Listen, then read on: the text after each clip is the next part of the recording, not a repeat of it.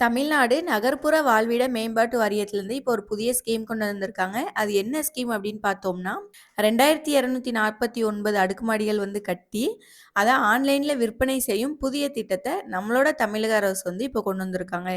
இந்த ஸ்கீம்க்கு யாரெல்லாம் அப்ளை பண்ணலாம்? அவங்களுக்கு என்னென்ன எலிஜிபிலிட்டி எல்லாம் வேணும்? என்னென்ன டாக்குமெண்ட் வேணும்? அதுக்கப்புறம் இந்த ஸ்கீம ஆன்லைன்ல எப்படி அப்ளை பண்றது? அப்படிங்கிறத பத்தி தான் இந்த ஒரு வீடியோல ஃபுல்லா சொல்லியிருக்கேன். வீடியோவ கடைசி வரைக்கும் பாருங்க. நம்மளோட சேனலை சப்ஸ்கிரைப் பண்ணிட்டு பக்கத்தில் இருக்க பெல் ஐக்கானையும் கிளிக் பண்ணிக்கோங்க. நம்ம பேஜோட டிஸ்கிரிப்ஷன் பாக்ஸில் அந்த வெப்சைட்டோட லிங்க் கொடுத்துருக்கோம். அந்த லிங்கை கிளிக் பண்ணிங்கன்னா ஸ்ட்ரெயிட்டாக அந்த வெப்சைட்குள்ளே போயிடும். அந்த வெப்சைட்டோட இன்னர் பேஜ் இது மாதிரி தான் இருக்கும். இதில் நம்ம குடியிருப்பு அப்படின்னு ஒரு ஆப்ஷன் இருக்குல்ல, அதை கிளிக் பண்ணிட்டு லைட்டாக ஸ்க்ரோல் பண்ணீங்க அப்படின்னா வீடு வேண்டி விண்ணப்பம் அப்படின்னு ஒரு ஆப்ஷன் கொடுத்துருப்பாங்க. அதை வந்து செலக்ட் பண்ணி உள்ளே போய்க்கோங்க. இதில் என்னென்ன டிஸ்ட்ரிக்ட்லாம் அந்த ஸ்கீம் வந்து அவைலபிளாக இருக்கோ அந்த டிஸ்ட்ரிக்ட்லாம் கொடுத்துருப்பாங்க. அதில் உங்களோட டிஸ்ட்ரிக்ட் இருக்குது அப்படின்னா அதுக்கு நேராக ஸ்க்ரோல் பண்ணுங்கள். கடைசியாக அப்ளை அப்படின்னு ஒரு ஆப்ஷன் இருக்கும். அதை வந்து கொடுத்துக்கோங்க. ஃபர்ஸ்ட் வந்து உங்களோட மொபைல் நம்பர் வந்து என்ட்ரி பண்ணிக்கோங்க. நெக்ஸ்ட் நிபந்தனைகள் அப்படின்னு சொல்லிட்டு அந்த ஸ்கீமுக்கு என்னென்ன நிபந்தனைகள்லாம் இருக்குது அப்படிங்கிறத கொடுத்துருக்காங்க. இந்த ஸ்கீம்ல வந்து அடுக்குமாடி குடியிருப்புகள் வந்து கட்டி ஒதுக்கீடு செய்யப்பட்டிருக்கு அப்படின்னு சொல்லியிருக்காங்க. நெக்ஸ்ட் வந்து 25/1/2022 இந்த ஸ்கீம் வந்து தொடங்கியிருக்கு அப்படிங்கிற டீட்டெயிலும் போட்டிருக்காங்க. நெக்ஸ்ட் வந்து இந்த ஸ்கீமுக்கு நம்ம அப்ளை பண்றோம்னா நம்மளோட குடும்ப வருமானம் வருஷத்துக்கு 3 லட்சத்துக்கு குறைவா தான் இருக்கணும் அப்படிங்கிறத சொல்லியிருக்காங்க. நெக்ஸ்ட் வந்து நம்ம குடும்பத்துல இருக்கவங்க பேர்ல எந்த ஒரு வீடும் இருக்கக்கூடாது அப்படிங்கிறதையும் சொல்லியிருக்காங்க. நெக்ஸ்ட் வந்து இந்த வெள்ள சேத பகுதிகள், கடலோர பகுதிகள் மற்றும் பேரிடர் ஏற்படும் பகுதிகளில் வசிப்பவர்கள் அப்படின்னு சொல்லிட்டு கொடுத்துருக்காங்க. சிதிலமடைந்த வாரிய குடியிருப்புகளில் வசிப்பவர்கள், சாலையோரத்தில் வசிப்பவர்கள், திட்டப்பணிகளால் பாதிக்கப்பட்ட குடும்பங்கள் அப்படின்னு சொல்லிட்டு யாரெல்லாம் அப்ளை பண்ணலாம் அப்படிங்கிற டீட்டெயிலை கொடுத்துருக்காங்க. இது ஃபுல்லுமே நீங்கள் ரீட் பண்ணி பார்த்துட்டு இந்த ஆப்ஷனை கிளிக் பண்ணிட்டு சமர்ப்பிக்க அப்படிங்கிறத கிளிக் பண்ணிக்கோங்க. ஃபர்ஸ்ட் வந்து உங்களோட மொபைல் நம்பர் கொடுத்தீங்களா, அந்த நம்பருக்கு வந்து ஒரு ஓடிபி வந்திருக்கும். அந்த ஓடிபியை இந்த பாக்ஸில் என்ட்ரி பண்ணிட்டு சமர்ப்பிக்க அப்படிங்கிறத கிளிக் பண்ணிக்கோங்க. நெக்ஸ்ட் உங்களோட ஆதார் எண் கேட்டிருக்காங்க. உங்களோட ஆதார் எண்ணை கொடுத்து சமர்ப்பிக்க அப்படிங்கிறத என்ட்ரி பண்ணிக்கோங்க.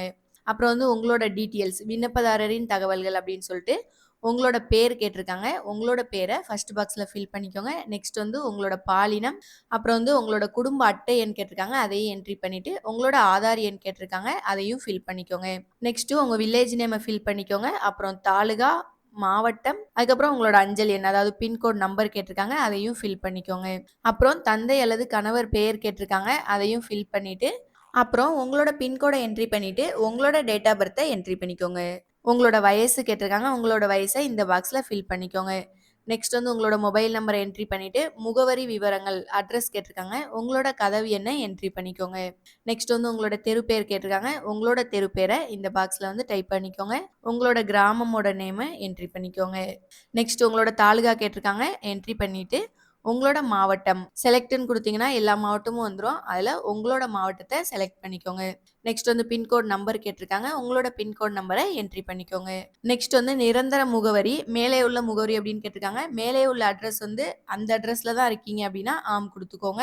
அப்படி இல்லைன்னா இல்லைன்னு கொடுத்து இப்போ உள்ள அட்ரஸ் வந்து ஃபில் பண்ணுற மாதிரி இருக்கும். நெக்ஸ்ட் வந்து தற்போதைய குடியிருப்பு விவரங்கள் அப்படின்னு சொல்லி கேட்டிருக்காங்க. ஃபர்ஸ்ட் வீடு, நீங்கள் வந்து இப்போ சொந்த வீட்டில் இருக்கீங்களா வாடகை வீட்டில் இருக்கீங்களா அப்படிங்கிறத கேட்டிருக்காங்க. அதையும் ஃபில் பண்ணிக்கோங்க.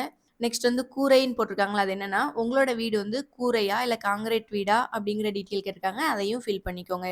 சமையலறை இல்லாம மொத்தம் எத்தனை அறை அப்படின்னு கேட்டிருக்காங்க. அதையும் ஃபில் பண்ணிட்டு உங்களோட பேங்க் டீட்டெயில்ஸ் கேட்டிருக்காங்க. ஃபர்ஸ்ட் வந்து உங்க பேங்க் பாஸ்புக் நம்பர் கேட்டிருக்காங்க. அதை ஃபில் பண்ணிக்கோங்க. நெக்ஸ்ட் உங்க பேங்க் நேம் தேர்ந்தெடு அப்படின்னு கொடுத்தீங்கன்னா எல்லா பேங்கோட நேமும் வரிசையா வந்துடும். அதுல உங்களோட பேங்கை செலக்ட் பண்ணிக்கோங்க. நெக்ஸ்ட் வங்கி கிளையின் பேர் என்ன பிரான்ச்னு செலக்ட் பண்ணிக்கோங்க. ஐஎஃப்எஸ்சி கோடை கொடுத்துட்டு நெக்ஸ்ட் வந்து மற்ற தகவல்கள் அதாவது உங்களோட மதம் என்னன்னு கேட்டிருக்காங்க. அதையும் ஃபில் பண்ணிக்கோங்க. நெக்ஸ்ட் சமூகம் அப்படின்னு கேட்டிருக்காங்க. உங்களோட கேஸ்ட் டீட்டெயில்ஸை இதில் வந்து ஃபில் பண்ணிக்கோங்க. இவ்விடத்தில் வசித்து வரும் வருடங்களின் எண்ணிக்கை அதாவது இப்போ உள்ள அட்ரஸ்ல எத்தனை வருஷமா இருக்கீங்கிற டீட்டெயில் கேட்டிருக்காங்க. அதையும் ஃபில் பண்ணிக்கோங்க. விண்ணப்பதாரரின் நிலை அதாவது நீங்க மேரிடா அன்மேரிடான்னு கேட்டிருக்காங்க. அதையும் ஃபில் பண்ணிட்டு வேலையின் தன்மை நீங்க வந்து என்ன ஒர்க் பண்றீங்க அப்படிங்கிறத கேட்டிருக்காங்க. அதையும் ஃபில் பண்ணிக்கோங்க. நெக்ஸ்ட் வந்து உங்க குடும்பத்தோட மாத வருமானம் எவ்வளோ வரும் அப்படிங்கிறத கேட்டிருக்காங்க. அதை வந்து இந்த பாக்ஸ்ல ஃபில் பண்ணிக்கோங்க. குடும்பத்தில் யாராவது வருமான வரி செலுத்துபவரா அப்படின்னு கேட்டிருக்காங்க. ஆம்னா ஆம் கொடுத்துக்கோங்க. அப்படி இல்லைன்னா இல்லைன்னு கொடுத்துக்கோங்க. இந்தியாவில் சொந்த வீடு உள்ளதா அப்படின்னு கேட்டிருக்காங்க. உங்களுக்கு வேற ஏதாவது சொந்த வீடு இருக்கு அப்படின்னா ஆம் கொடுத்துக்கோங்க. அப்படி இல்லைன்னா இல்லைன்னு கொடுத்துக்கோங்க. நெக்ஸ்ட் வந்து நீங்க வந்து மாற்றுத்திறனாளியா அப்படின்னு கேட்டிருக்காங்க. ஆம்னா ஆம் கொடுத்துக்கோங்க. அப்படி இல்லைன்னா இல்லைன்னு கொடுத்துக்கோங்க. நெக்ஸ்ட் வந்து நீங்க வந்து கணவரை இழந்தவரா அப்படின்னு கேட்டிருக்காங்க. ஆம்னா ஆம் குடுத்துக்கோங்க. அப்படி இல்லன்னா இல்லைன்னு குடுத்துக்கோங்க. நீங்க வந்து கணவரால் கைவிடப்பட்டவரா அப்படின்னு கேட்டிருக்காங்க. அதையும் ஃபில் பண்ணிக்கோங்க. நீங்கள் வந்து ஆதரவற்றவரான்னு கேட்டிருக்காங்க. ஆம்னா ஆம் குடுத்துக்கோங்க. அப்படி இல்லன்னா இல்லைன்னு குடுத்துக்கோங்க.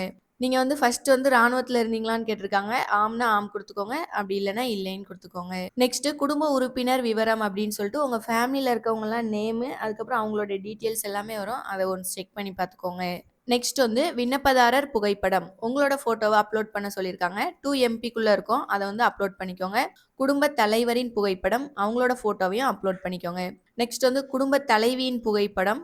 நெக்ஸ்ட் வந்து குடும்ப தலைவரோட ஆதார் அட்டை வந்து அப்லோட் பண்ணிக்கோங்க. நெக்ஸ்ட் குடும்ப தலைவியின் ஆதார் அட்டையும் அப்லோட் பண்ணிக்கோங்க. உங்க வீட்டோட ரேஷன் கார்டு அப்லோட் பண்ற மாரி இருக்கும். அதையும் அப்லோட் பண்ணிக்கோங்க.